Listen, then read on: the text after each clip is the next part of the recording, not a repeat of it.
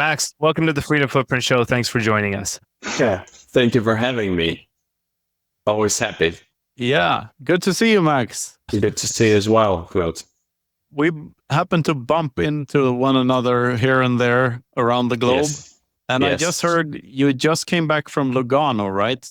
Yes, Back to somewhere from Lugano. back to somewhere, to different locations. I'm Yeah. I'm nowhere and everywhere. As one should be.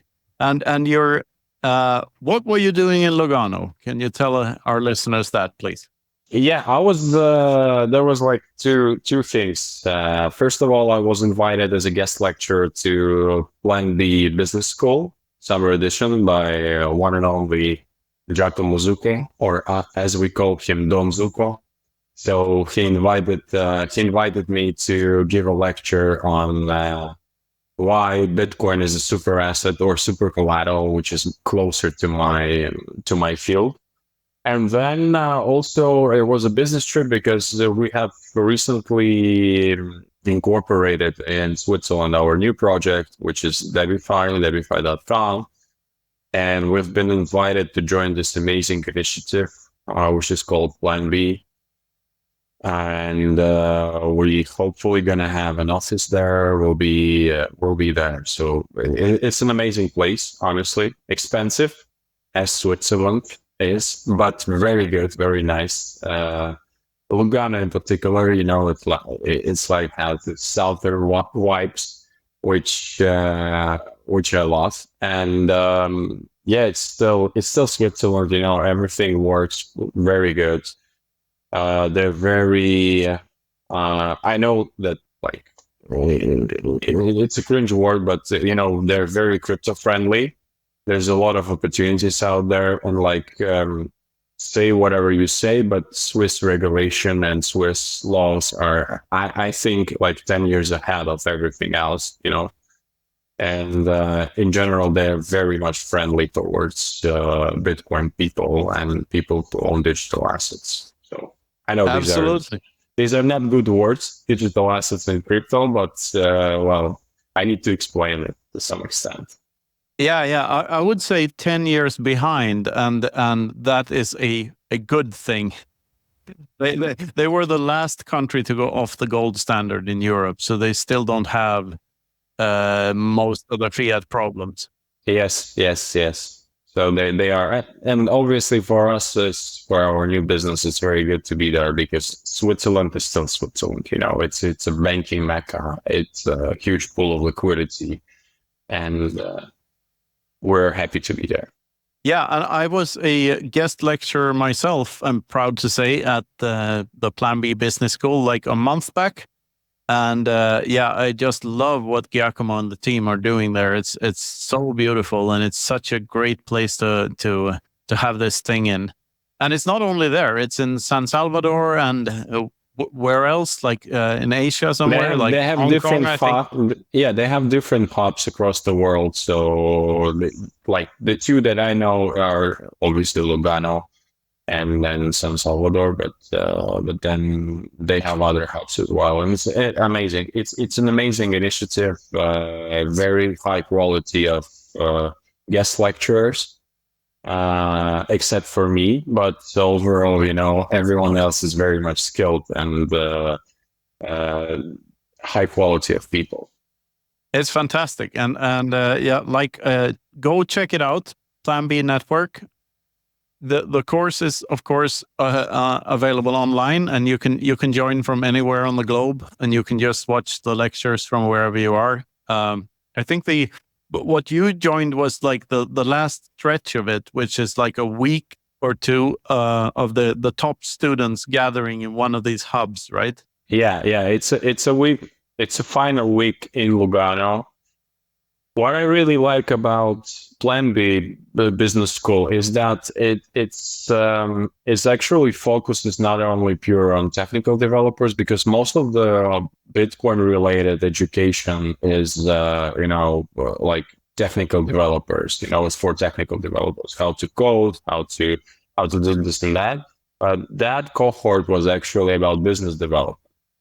And I think as we approach the stage of the market where we actually see that there's like mass adoption coming in and there's like a lot of interest from normies. I think we need more and more business developers or people who can actually take that amazing technology and sell the idea of Bitcoin in a proper way to normies and give them an understanding why Bitcoin is important.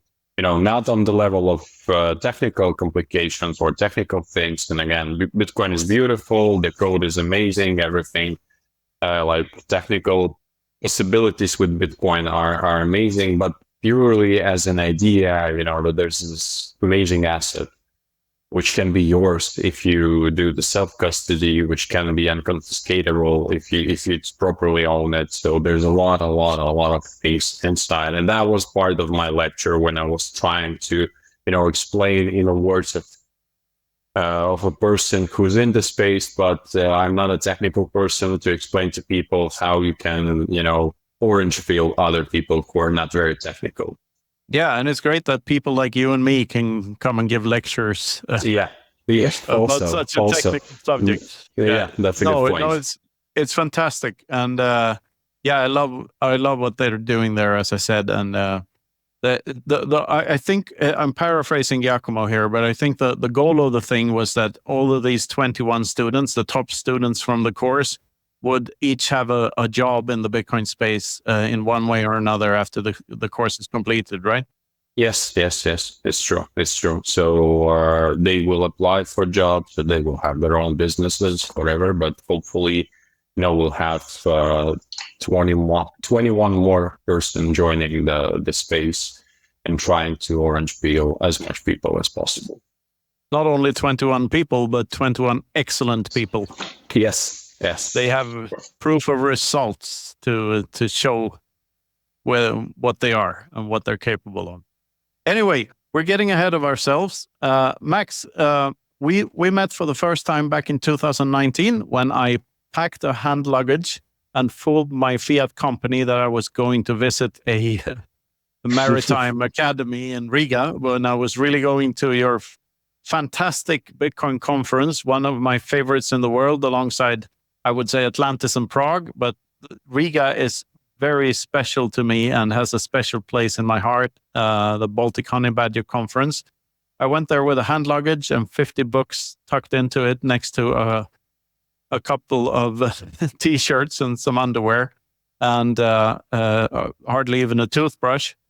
And that's where my sort of journey as an official Bitcoin person sort of started, by just piling those books up on a random table and seeing what happened. So give us the history, a bit about yourself and the history of the Baltic Honeybadger conference, please. How did the whole thing start? So I'm originally a private banker. I was on the dark side or on the bright side, depends on which side you are now. So originally I was in TradeFi, but I was always into fintech. And at some point, one of my customers introduced me to this new thing called Bitcoin. And he started like orange peeling me step by step, and at some point he just, he told me like, there will be no reason for you to exist as a banker in the future. You will be obsolete because you see, I can just take my mobile phone and send 50,000 worth of Bitcoin to my friend in Brazil now, Friday evening, and at that point, the transaction cost was very low. It was very, very low. And he said, like, I can send this 50,000 paying just 1 cent, and he will receive it like in 10 minutes. And I was like, dude is clearly crazy, but it kind of hooked me up on the idea of this thing. And I started to do the research, and at some point I just understand, well, Bitcoin is like the essence of fintech. You have a code and you have a money, and it all came into existence in one particular thing, which is Bitcoin. And when next time he came in, he said, like, you want to work for me? And I said, sure, why not? And I left my fiat job and joined the company. And then at some point started contributing to Hodl Hodl. And at that point, everyone was crazy about blockchain, ICO. Every conference you went to was about blockchains and tokenization and all that stuff. That was, I think, 2017. So it was that part of it was that time. And well, we were like very much about Bitcoin. We didn't understand that. Never understood actually. And we decided, well, there's no like Bitcoin only conference and we should do it. We first tested out our theory with organizing a meetup in Riga, and that was highly successful. There was a lot of people. We didn't expect that much of people coming in.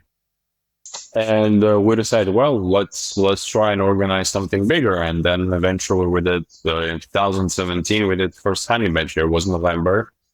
You've been to Riga, Knut, you know that November is probably one of the worst months to be in Baltic states.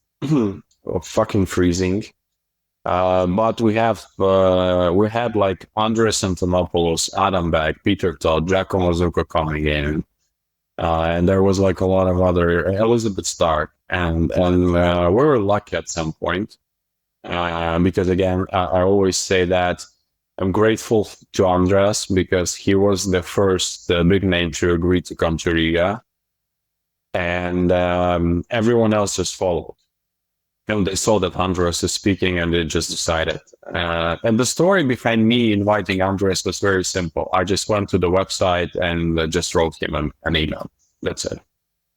And he just replied in 30 minutes. Yeah, I'm interested. When it's going to happen, I'm going to come.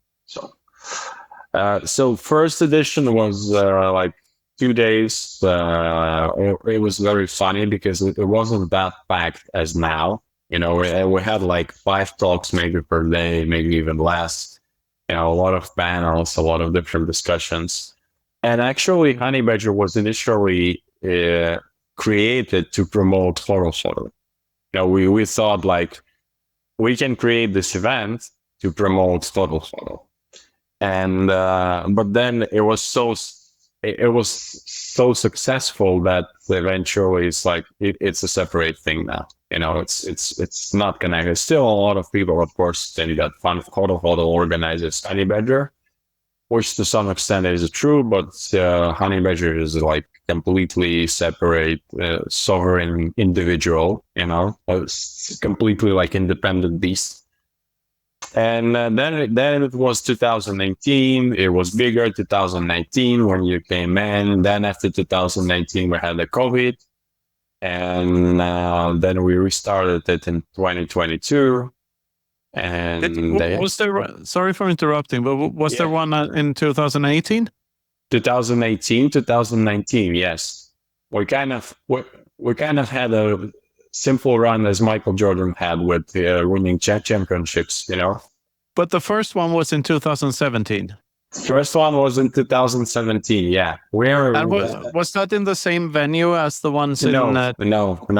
It was in a very hard to hold town, basement, art gallery in the basement, dark hill window, nothing, and and the second day was actually in another venue. It was a co-working owned by one of our sponsors, and then the 2019 one was in that warehouse where you have been, and then we had like COVID break for 2 years, and in 2022 we restarted the new venue, which was last year as well, and it's gonna be this year as well.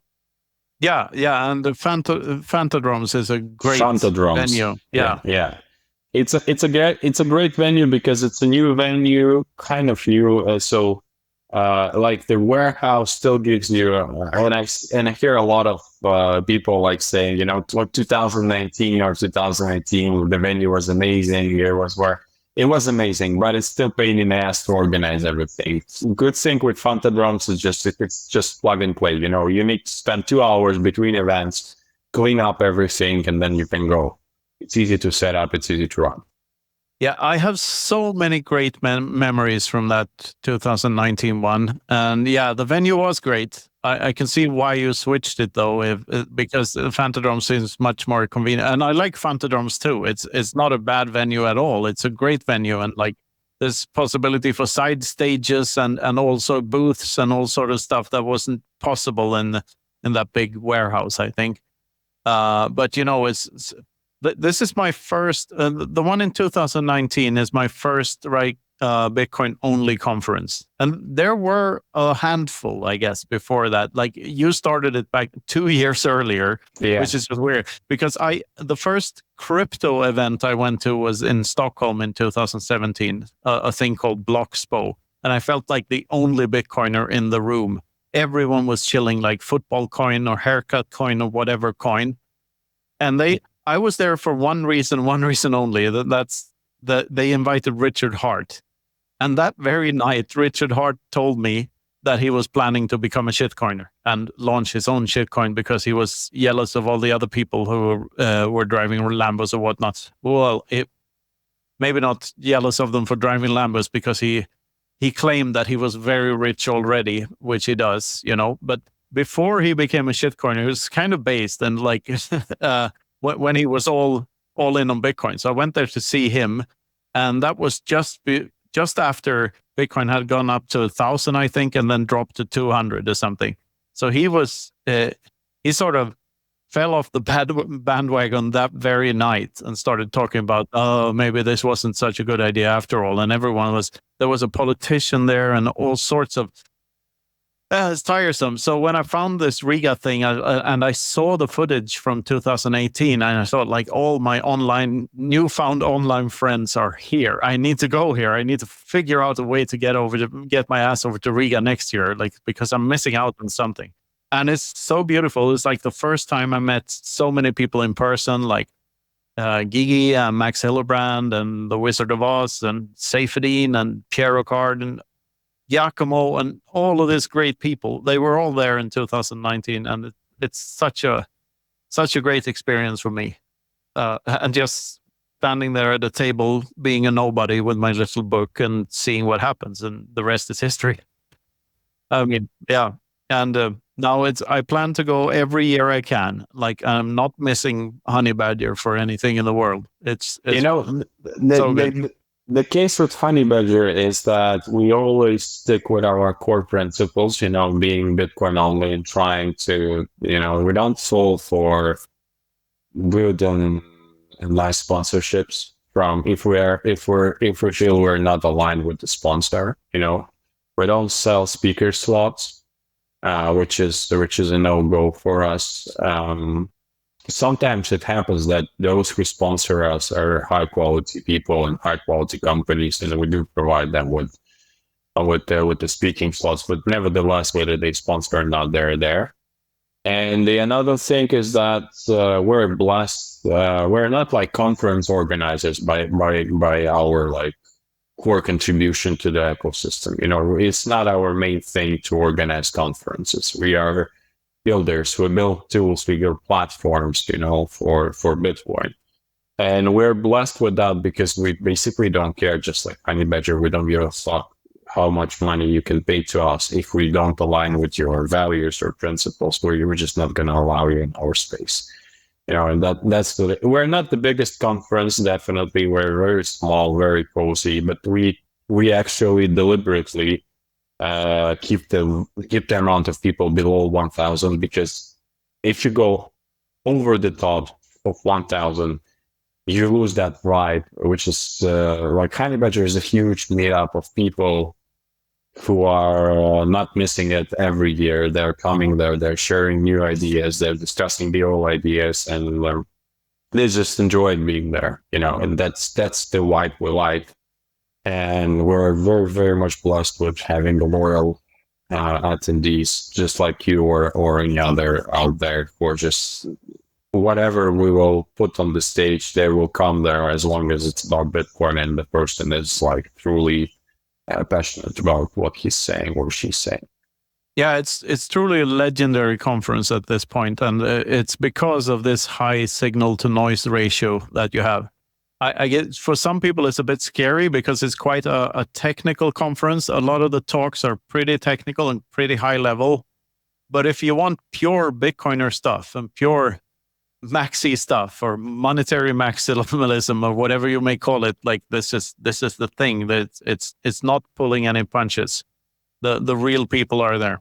Yeah, and another thing, we put a lot of efforts towards, providing content and curating the content. And it's not necessarily the most famous people in the space, people with a lot of followers in the space. It's mostly the people who can actually bring value. And we tend to... We had an experience of that person was first time speaking at Baltic Honeybadger, then he or she was invited to all other conferences. Like Honeybadger acts as a sandbox sometimes for people who might not have the loudest voice in the space, but they have some things to say. And in most use cases, the things that they say are way more rational, logical, and aligned with Bitcoin than those things that say people who have like millions or hundred thousands of followers in the space. No, Baltic Honeybadger is to Bitcoin what David Bowie was to pop music. It's the Bitcoiners Bitcoin conference, Yeah, thank you very much. So I'm interested in sort of your take on, since Honeybadger has sort of turned into, you got all these Bitcoiners coming into Riga and to Latvia, and by the way, it was also my first time in the space as well, 2022, and so I mean I'm newer here, but that was the first time I met Knut, the first time I met everyone, and there was no plan to it at all, but I just ended up in the Consensus Network booth selling books with Knut and Daniel and Jimmy Song and all them, right? And there was no plan to it, but and I'd gotten connected to these guys only a couple of weeks before, but life moves fast, so in Bitcoin. But it's awesome, and I mean I think it's this hub for not even just the Baltics, but the Nordics as well. I mean it's the closest thing in the neighborhood, really, for this whole region, and so it's fantastic. So yeah, I'm curious though, like what is the situation in Latvia generally? I mean, it's obviously the post-Soviet part of the Baltic states and everything. It's got its own history there. Care to get into that or comment? Yeah, sure. Feel free. Like the situation, well, obviously everything is very tense here because things are happening in between. Not between, but actually in Ukraine. So, and like Baltics are just basically sharing the same border with Russia. So there's certain tension, but overall, as usual, Nordics, Baltics, we're very calm people. We're not very emotional, northern type of people. So life just goes on. And the people just live that life. And I think that what happened recently with all this things that happening in Ukraine, just first months, everyone was in shock. And then everyone started acting, doing the thing, helping, which we actually did last year. If you remember, we did a fundraising for Ukraine, for Ukrainian refugees in Latvia, and I'm very proud of it. So hopefully we're going to do something this year as well, because I think that one of the things that Bitcoin actually can fix is all these things with donations and sending money to the country that is basically in active war phase. There's active warfare happening in the country. So overall, in terms of if you ask me about Bitcoin, I think except for Baltic Honeybadger, there's nothing in Latvia in that sense. If we talk about purely about Bitcoin, there are some companies in crypto space in general, and some of them are very big companies on the global scale. It's not just about Latvia; it's on the global scale. and different. I'm not going to show any of them, but they are like, and we have also association which are pretty much active, and they also do their part of the job. So, but overall, I would say it's not there's basically close to zero Bitcoin community in Latvia. There's some Bitcoin meetups with some amount of people. There's like Basement Bar, which is a Bitcoin bar. Of course, you will experience that if you come to Baltic Honeybadger. We have to do some chilling here. Like, come to Riga this year, and it will be the most amazing Baltic Honeybadger ever. It's fun to me, of course. We're throwing a party on Bitcoin Infinity Day, the launch date of our new book. We're throwing a party, an almost free party at the Basement Bar, and we're doing the thing. So if we see you there, expect a hug or two. Yeah, last year they actually launched during the Honeybadger, so it wasn't like there wasn't like testing phase, in beta, I would say. Yeah. And it was already amazing. This year, so over the course of the last year, they have significantly improved. They have hired new bartenders. So it's very high quality drinks now, very good. So definitely come to Riga, definitely come to your event, which will be on 21st of August. So we will have a huge week of events, which we call Riga Bitcoin Week. But this year it's not going to be only about Bitcoin. It's going to be a Noob Day. Its usual kickoff event for the Riga Bitcoin Week. Then it's going to be 2 days of amazing Nostriga, which is a Nostr-based conference. And I'm really happy that we're going to have a lot of Nostr people, and finally we can connect in one, huge events, Nostr, 2 days of Nostr, and then 2 days of Bitcoin during the Baltic Honeybadger. I think that Nostr and Bitcoin is actually pretty much interconnected. They kind of complement each other, which is a great thing. And then we will obviously close the week as usual with BTC Pay Server Day. This year they will have an amazing venue, like really cyberfunkish, great venue. And they will also have a lot of special guests. Like they just announced Hodl coming to BTC Pay Server Day, and there will be more.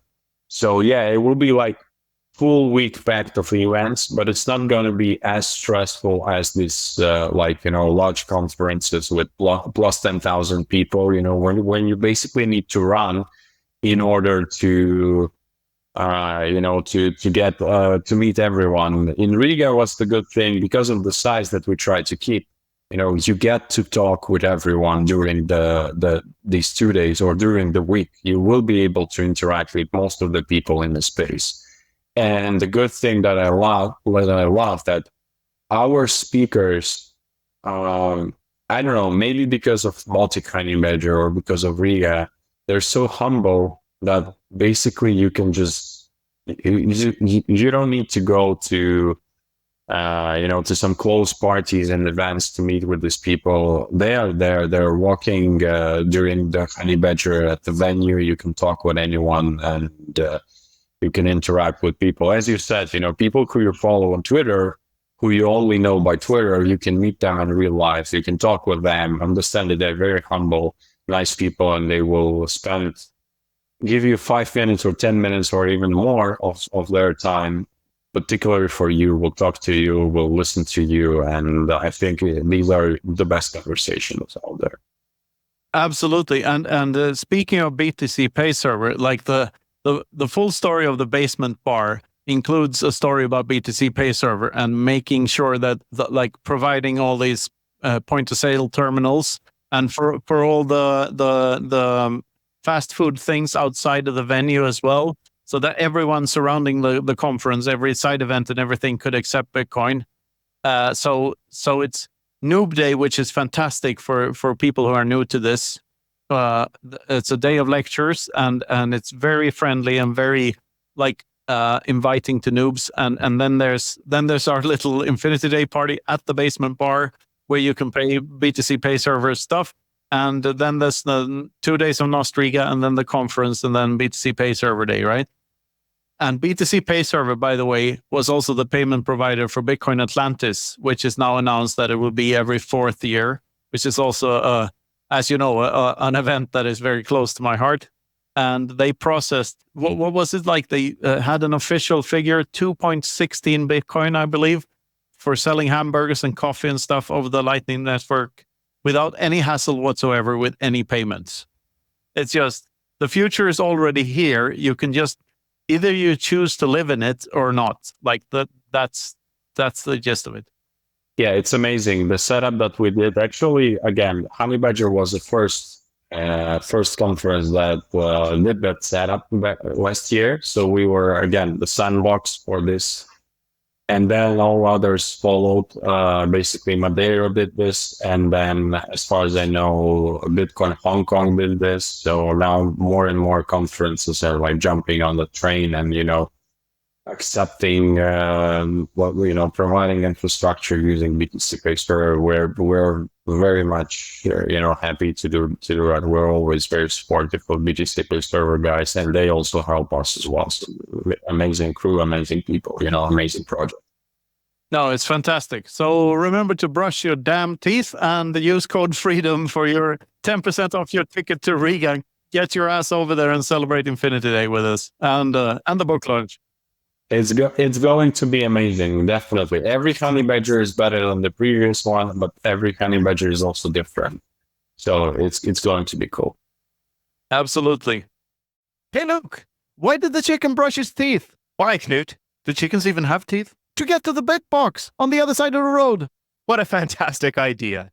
The Bitbox is our favorite hardware wallet for a lot of reasons. It's easy to use, apparently also for chickens. Bitbox cares about your security and your privacy. They take measures to make sure they're not collecting more information about you than they need to. And they also have fantastic customer support. They get rave reviews. So if you have any issues with your Bitbox or you don't know how to use it for some reason, then they can help you out and take care of you. So go to bitbox.swiss/freedom or use code FREEDOM for 5% off your Bitbox right now.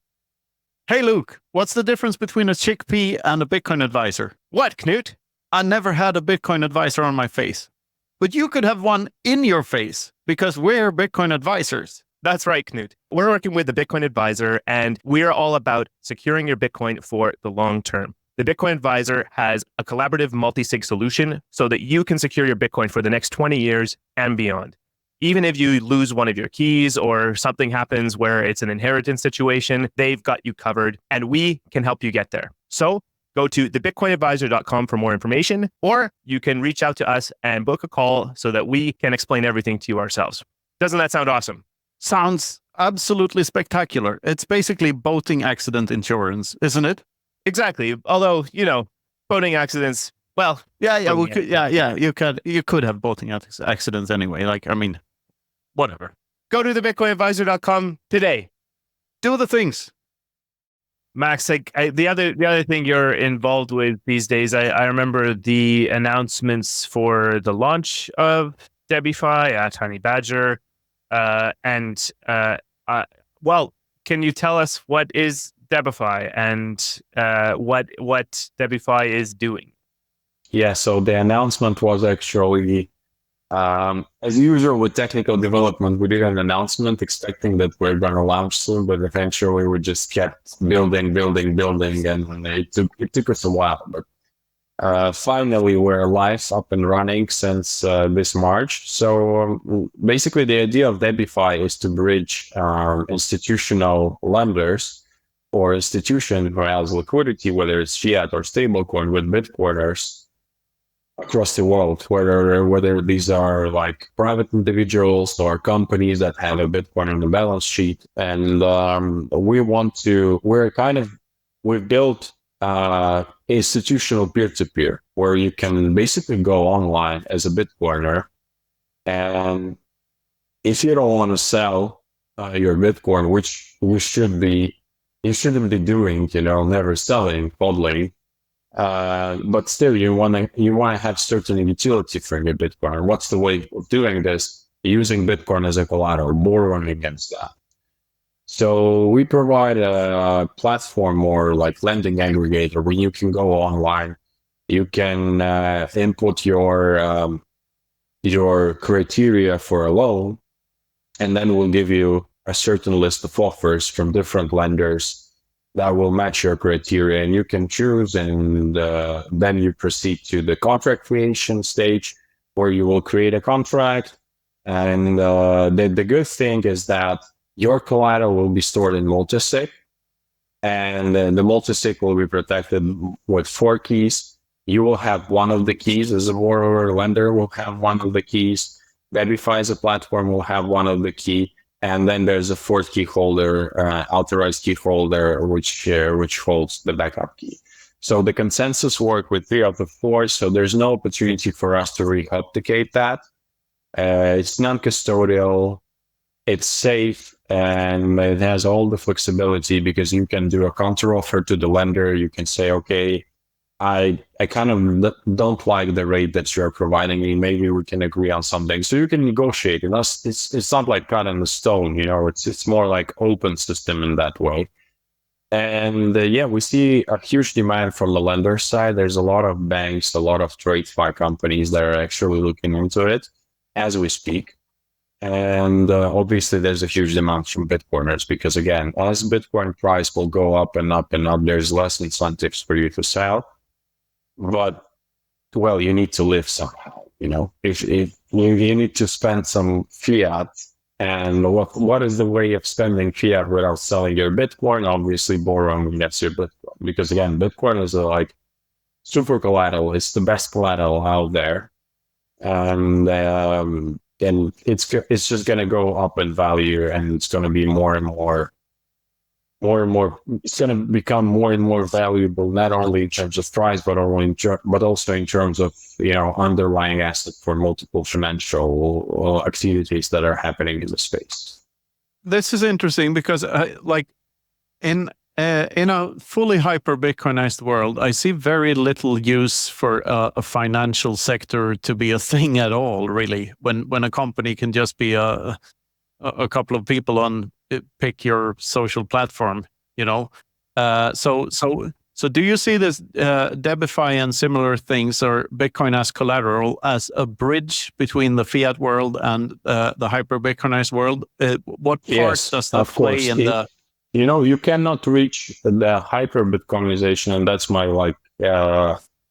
my strong opinion, without having most of traditional financial institution being on Bitcoin standard. You know, you cannot, because eventually what we want to achieve, we don't want to have banks, obviously, but you know, let's be logical. There will be banks that will just become an infrastructure provider. You know, they're not going to be. They might not have a power that they have at the moment, in the bright Bitcoin future, but they will still provide infrastructure for fintech companies, for individuals, whatever. So eventually, our idea with Debifi is that we want to make it happen. We want to make it true that whatever you are based in the world, you can go to your bank, or you can speak to your bank, and you can say, okay, I have Bitcoin as a collateral, and I want to borrow against that. I want to borrow real estate, or I want to pay for whatever I want to pay. Will you provide me a loan? And bank will say, yes, of course, we can provide you a loan. It's not going to be reauthenticated. It's going to be a collaborative custody. It's going to be like secured, and you will be sleeping well, because you will know that the only reason why we can take that collateral is if you will not repay your loan, which is pretty much logical. That's how the economical incentives work, you know, in the society. It's how loans are supposed to work. Yeah, and eventually, how do you hook up the banks on the Bitcoin standard? Through the lending, because lending is the initial use case of the banking system. They started back in 14th century, because of the modern banking system was started in 14th century in Italy, because of the lending activities. They had to lend money to those to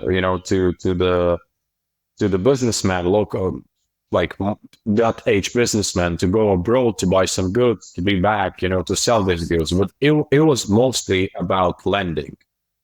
And how do you hook up the banks? You do the lending, because in case of Bitcoin as a collateral, banks are pretty much on the safe side because Bitcoin is extremely liquid asset, extremely liquid collateral. And if your borrower fails to repay the loan on Sunday, you don't need to wait until Monday, or if the collateral is real estate, you don't need to wait for like years and years to sell it off. With Bitcoin, you can just take that collateral and liquidate it almost instantly because markets are working 24/7, you know? And our initial idea is that we believe that reaching hyper Bitcoinization can be only achieved if we will pull all the TradeFi companies, TradeFi institution, banks, and on the Bitcoin standard. And with lending, what we can achieve as well is that we can put them on a non-custodial Bitcoin standard. Because trading is mostly, if we talk about trading, then in most use cases, you know, trading is still done custodial because traders, they require high frequency trading, speed of execution, you know, they require this. Unfortunately, at the moment, it's almost unachievable with the Bitcoin on chain. You know, it's pretty much slow for trading. But with lending, it's a different story. So with lending, number one thing that you require is the security and transparency, and is fully achievable with Bitcoin. And number two thing that you require is liquidity of the asset. And Bitcoin as an underlying asset, I think it's the most liquid asset in the world. Yeah, back to the 14th century. I mean, the first banker is just a guy holding other people's gold in his basement, right? And the problems with banking, start when that guy figures out that he can give out more receipts for gold than he actually has gold in his vaults, which is not possible with Bitcoin and Debifi because everyone can verify everything. Yes, but it also was, again, I think it started in Italy, and the use case, the primary use case was about those, you know, people from Venice or Florence, they traveled across to different countries, to remote countries, and they need to have like budget or cash flow for buying goods there and bringing them back. And for that, they use lending. You know, they use There's nothing wrong with lending money. It's perfectly fine. It's just that it's the pricing of loans is completely fucked since we have banks and more importantly central banks, which essentially stop the banks from failing when they should. Whenever there's a bank run, there shouldn't be a bigger bank bailing out the smaller one. That's where all the problems with fiat start, right? So yeah, I see this as a bridge. Just as all energy companies in the future will also be Bitcoin mining companies, I think all banks will sooner or later have to start competing with stuff like Debifi. You're just ahead of the curve, I guess, with Debifi. I think, we're not competing with them. We're actually providing them with infrastructure. So we're kind of providing them with the complementary feature. They don't need to build a multi-sig solution for themselves. They can just plug and play. They can onboard to Debifi and they can start the floating liquidity using Bitcoin as a collateral. And another important thing, why we discussed Switzerland before, but in Switzerland, actually, there's already a lot of banks where you can hold, in a bank, you can hold fiat and Bitcoin, for example. Or there are banks that allows you to borrow against your Bitcoin. The banks, you know, I mean, think about it. And I think it's just the next step. And we want to provide them with a proper infrastructure with the multi-sigs, so they don't need to build the multi-sigs by themselves, and they can do the things that they are good at, meaning providing the liquidity, you know, and care about, you know, managing these loans. We'll provide them with all the necessary tools, and they can do that easily. So what kind of, is Debifi only for institutions or like individual pleb, or like how does this work? What sort of the target here? So the lenders are only institutions. But borrowers can be anyone. It could be a company. We've actually, that's another big secret, but one of our first customers was a Bitcoin school from Madeira. So we helped them to borrow against one of the lenders on our platform, which I'm very proud of. So it could be a company. or it can be a private individual, a plat. So you can go online, and of course you need to understand that most probably it will be required for you to go through KYC with the lender, because again, they have rules, right? But then again, you'll have an opportunity not to sell your Bitcoin, right? And it's always a trade-off. Always do your own research, as I say, and everyone says in the space actually. But it can be used by private individuals as well.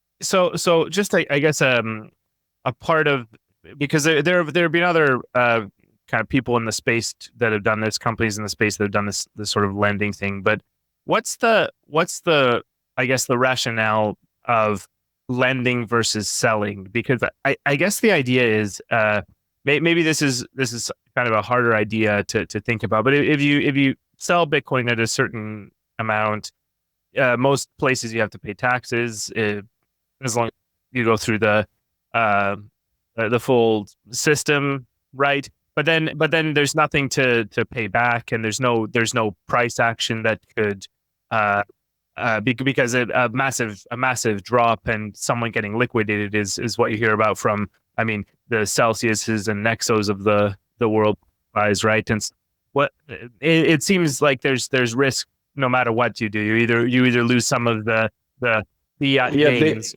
Big risk, yeah. The issue with Celsius and all others are that they're custodial, first of all. So meaning you don't hold your keys. These are not your Bitcoins anymore. So that's it.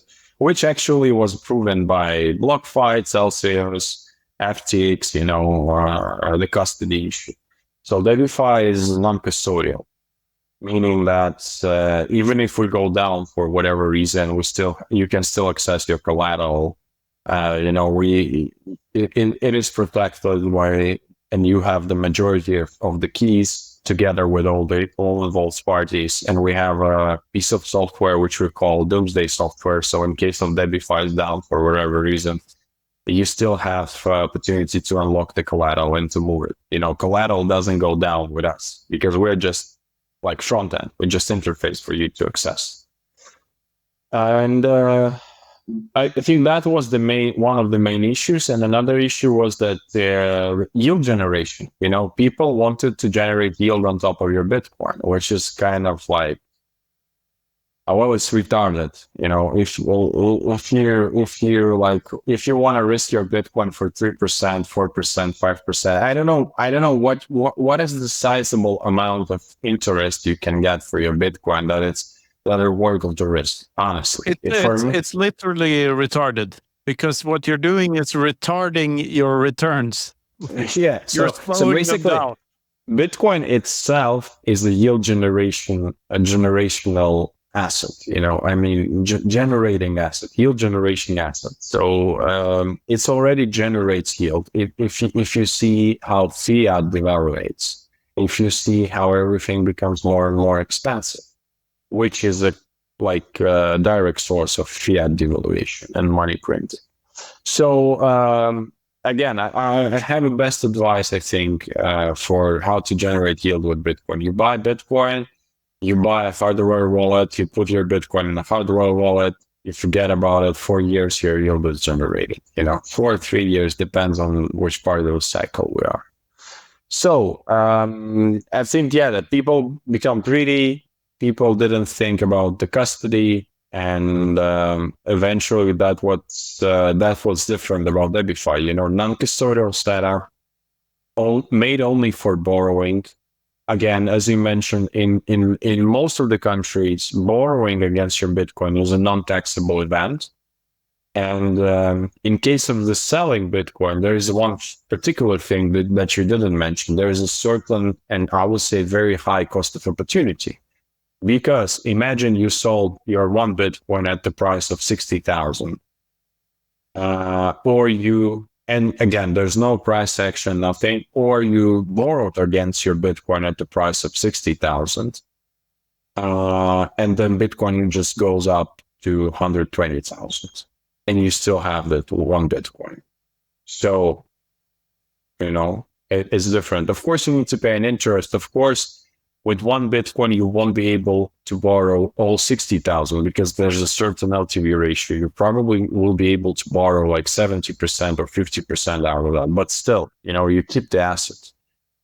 And if you repay the loan in 1 year or in 2 years, or in 3 and 4 or 5, you will get your Bitcoin back, and the price of Bitcoin at that point of time will be with you, basically. You're not going to miss the opportunity. So I think that there will be more and more companies, more and more individuals looking to the borrowing side if the borrowing is done properly. If we're talking only about borrowing, because Bitcoin is only about borrowing against that.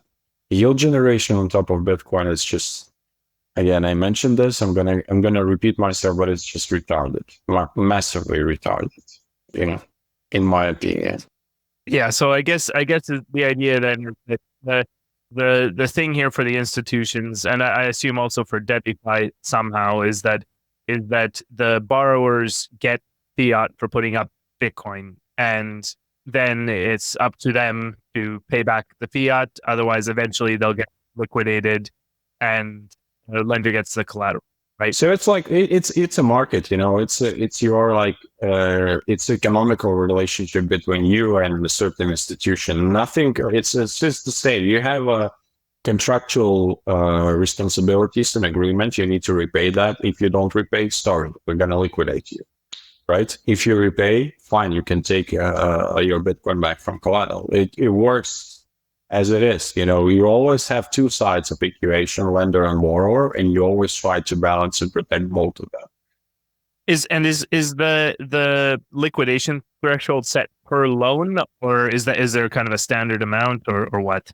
No, it usually depends on LTV ratio is set per loan, so it depends on that. So basically, and also at which time you're taking the loan. So usually when you take the loan, we show you the price at which point your collateral will be liquidated, so you are aware.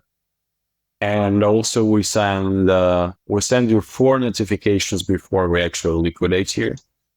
So, and you have like a variety of opportunities to avoid liquidation. You can add more to collateral. You can do the partial repayment, or you can do early repayment. So, but it's also about risk management. You never, if you can, never borrow against your full stack. Always keep some Bitcoin out of that. Even if eventually you will get less money, but you will have more flexibility in that sense that if the price of Bitcoin will go down, you will be able to add more to collateral and not lose your Bitcoin.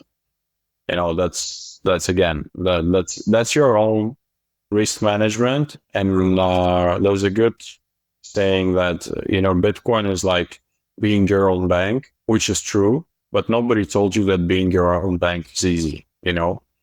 It's very hard. As a former banker, I can tell you, running a bank is fucking complicated.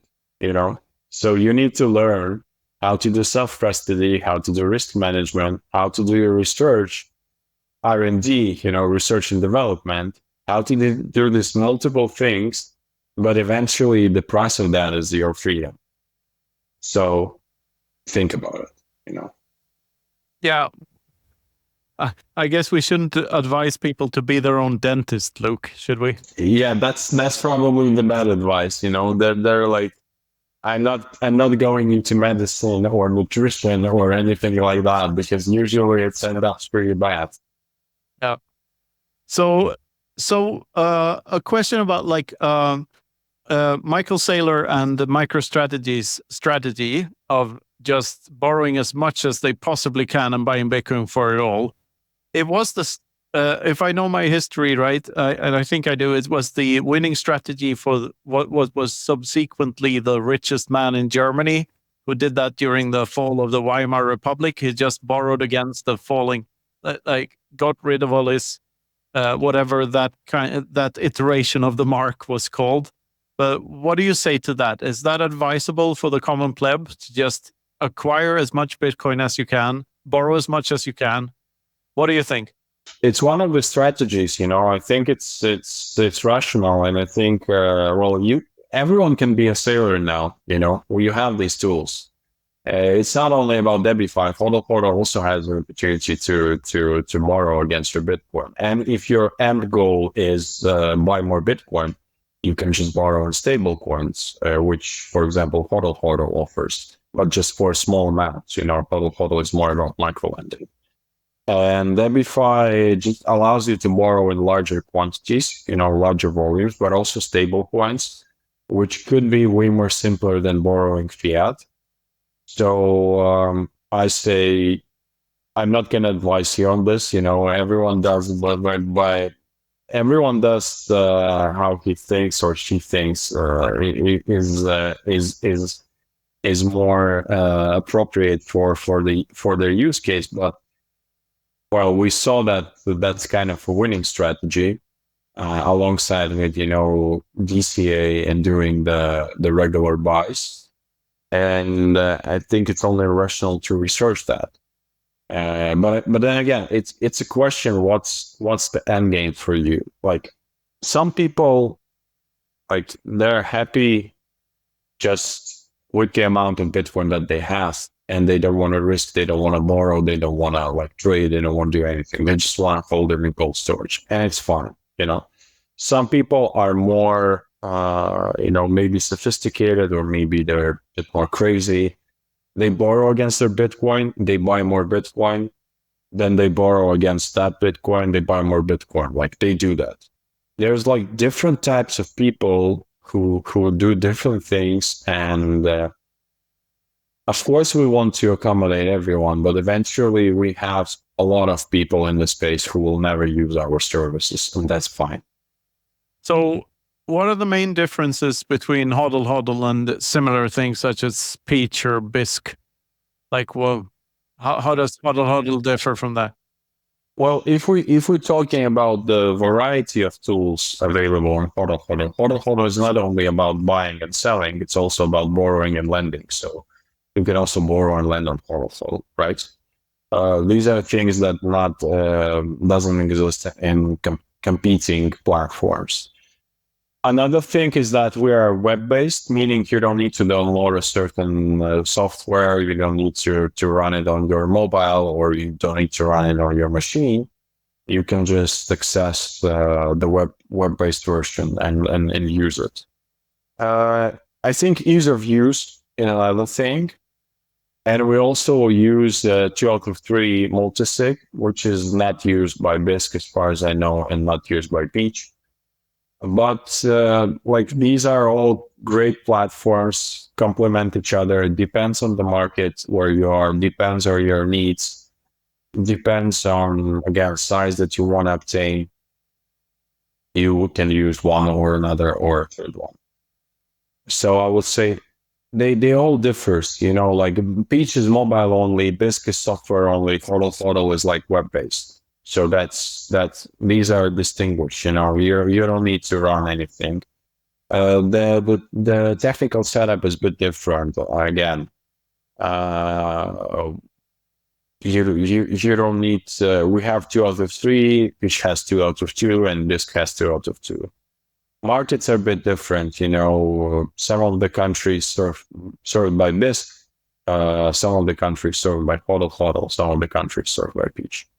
So there's like a different things, but overall, of course, it's about peer-to-peer. It's just different tools. Yeah, so peer-to-peer and as KYC free as it can be, I guess. Yeah, but we there's another difference. We don't enforce having or not having KYC. We're very much for free market, and we believe that market will decide. We have traders on the platform that do KYC. Large traders, licensed traders.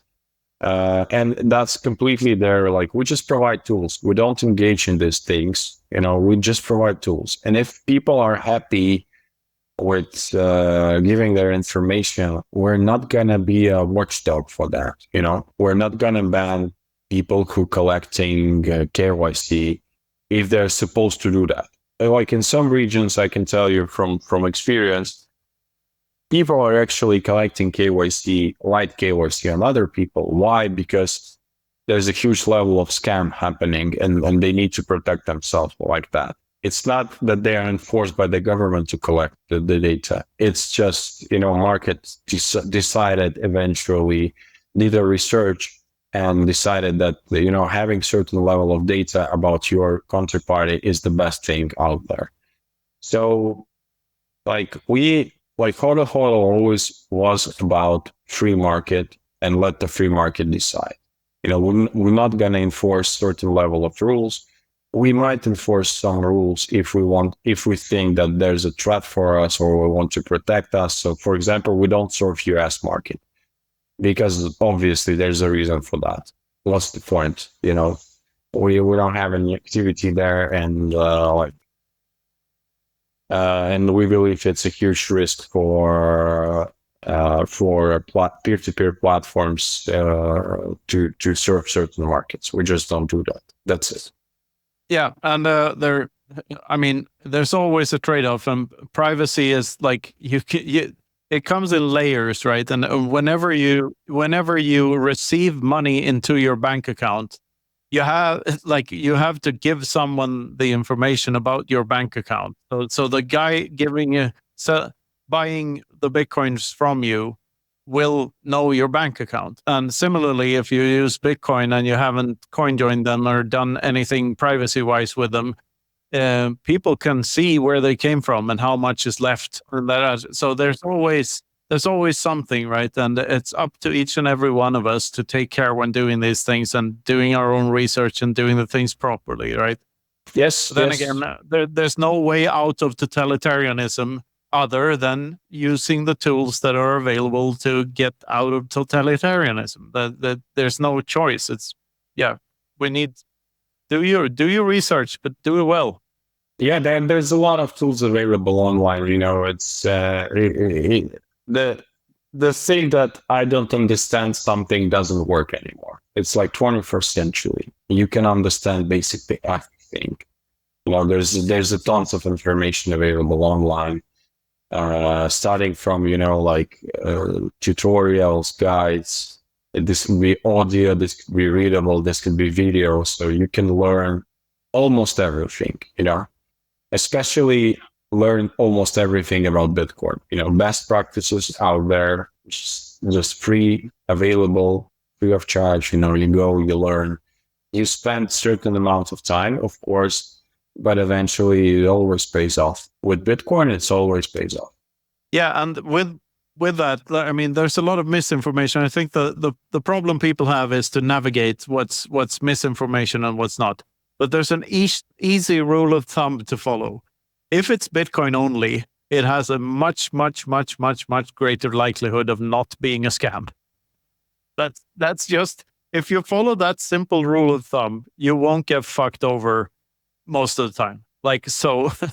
If it has anything else, if it has any shitcoin attached to it, and if it's KYC'd, most of the time, avoid these things. Go Bitcoin only and go hardcore. That's the thing.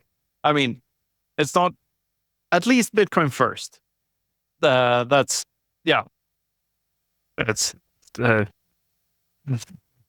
good. Yeah, elephant in the room is that Debifi and Hodl Hodl do support other things, right? But you guys are Bitcoin first. But as Max said, it's a free market, right? You should be given the choice.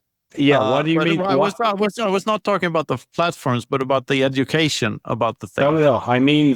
What we support. We support, if you go on Debifi, you can borrow with fiat or you can borrow with stable coins. But we do provide only infrastructure for Bitcoin. So we're a Bitcoin only company in that sense. We're not building infrastructure for Ethereum, whatever. And what you can borrow against Bitcoin, instead of fiat or stable coins. Obviously, you won't borrow against Bitcoin because it's useless, right? So it's still Bitcoin only. Same way with Hodl Hodl. The infrastructure is only about Bitcoin. You can buy and sell Bitcoin. You can lend and borrow. And when you're buying and selling, of course, you can use different type of shitcoins. You can use fiat, but it's just. It's a market out there. It's there. Nobody exchanging Bitcoin against Bitcoin. Obviously, there are some use cases. We saw that people were trading Bitcoin for Bitcoin on top of Lightning on Hodl Hodl, which is legit use case, of course. But still, there are a way more convenient way how to do that. So basically, peer-to-peer is made for, I would say, peer-to-peer. And the idea behind Hodl Hodl, specifically for Hodl Hodl, was that we were building this stuff, and that stuff was built specifically for emerging markets. Markets that doesn't have an infrastructure, doesn't have the privilege having Coinbase or Kraken or big exchanges where you can easily go and buy with like having a couple of clicks. And these are peer-to-peer markets. So yeah, why not? You exchange fiat, Bitcoin. What's basically the difference? But there are use cases. You cannot go to the grocery store, unfortunately, yet in most of the use cases and spend Bitcoin. And in fact, I would say I don't like the vibe of spending Bitcoin at all. I don't understand why everyone is hyping around. You can go and spend your Bitcoin with this and that. I'm kind of okay, spending a little bit, buying a coffee sometimes, it's fine. But just spending, I'm not a big fan of that, to be honest. And it's like, yeah, it gives you a vibe. You obviously you support the adoption, and there's a lot of course, great things. Maybe I'm one and only like that, but some kind of don't like spending Bitcoin. Of course not. We're making the case in the book for store of value being a misguided term, and that it's only a medium of exchange. It's just that it's a medium of exchange over time and space, and saving is just a medium of exchange over time. So what you're doing is you are trading Bitcoin, but with yourself at a future date. Obviously, we don't have anything to spend with as well because we lost everything in Baltic accident. So it's like we're just theoretically talking about that. And now with Boeing, the Boeing thing going on, we're all lost them in an airplane crash, right? Yeah, sure. Why not? Max, it's been a great pleasure having you on the Freedom Footprint Show. Go over to BalticHoneybadger.com is the address, I believe. Yes. And get your tickets now. Use the code FREEDOM for 10% off. Go to Hodl Hodl and do stuff. Go to Debifi and do stuff. And anywhere else you'd like to, any other direction you would like to point our listeners in? Well, I think that honestly, the best direction is like just learn about Bitcoin, orange pill yourself. There's nobody who can orange pill you. But anyway, like learn new things, but still be very conservative with money because money is about. Sometimes it's being about conservative, and that's the case that I like about Bitcoin in general, that it's very conservative asset. Innovative, yet very conservative. So yeah, learn about Bitcoin, read books, come to Baltic Honeybadger, educate yourself. That's the best investment you can actually do in the Bitcoin space. Having a wide range of friends in Bitcoin, meeting new people, going to the conference, reading the books, learning, and eventually you will get it. If you didn't, yes. You get properly orange pill. Yeah, hopefully. Yeah, looking forward to seeing you again, man. And it's like less than 2 months left. So yeah. All the best. Take care, man. Thank you very much, guys. Bye-bye. Thanks a lot, Max. This has been the Freedom Footprint Show. Thanks for listening.